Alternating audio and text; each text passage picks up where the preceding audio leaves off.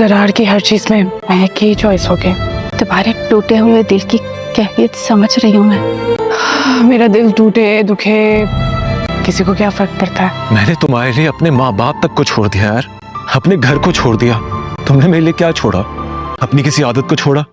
शहराम को अंदाज़ा हो गया है कि अगर वो ज़ीनिया को अपनी मोहब्बत और अपने सेक्रीफाइसेस का कभी एहसास नहीं दिलाएगा तो ज़ीनिया को कभी भी एहसास नहीं होगा कि वो शहराम के साथ और ख़ुद अपने साथ कितना गलत कर रही है। शहराम उसे बताएगा कि किस तरीके से ज़ीनिया की शदीद मोहब्बत को देखते हुए शहराम ने उसके लिए क़ुरबानियाँ दी हैं, अपनी फैमिली को छोड़कर और सबसे अपना नाता तोड़कर। लेकिन ज़ीनिया है कि अब भी शहराम के लिए कुछ भी करने के लिए तैयार नहीं है।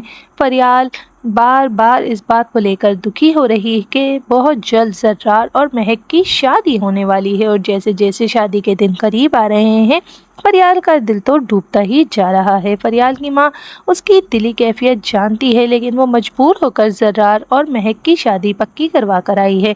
और अब जब फरियाल बार बार रोते हुए माँ के सामने आ रही है तो उसकी माँ को बहुत ज़्यादा गिल्ट भी हो रहा है, लेकिन वो ख़ुद भी जानती है कि फरियाल कभी भी नहीं चाहेगी कि उसकी वजह से जर्रार और महक की शादी में कोई भी रुकावट आए।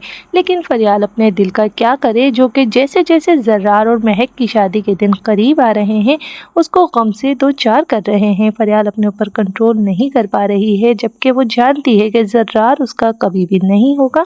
उधर जर्रार और ज़ीनिया अपनी शादी की खुशियों में इस कदर मगन है कि उन्हें एहसास ही नहीं है कि फरियाल के दिल पर क्या गुजर रही होगी। शहराम के एहसास दिलाने पर ज़ीनिया को वक्ती एहसास तो हो जाएगा, लेकिन ज़ीनिया कभी भी अपनी हरकतों से बाज नहीं आएगी क्योंकि वो तो इतना बड़ा कदम उठा चुकी है जर्रार उसके शहराम के इल्म में लाए बिना कि जब शहराम को पता चलेगा तो शायद वो उसे छोड़ने में एक लम्हा भी नहीं लगाएगा और फिर शहराम की शादी कर दी जाएगी फरियाल से, क्योंकि फरियाल भी दुखा हुआ दिल लेकर बैठी है। इसीलिए वो शहराम को हर खुशी देने की भरपूर कोशिश करेगी क्योंकि वो जानती है कि शहराम का दिल भी ज़ीनिया ने बहुत ज़्यादा दुखाया हुआ है।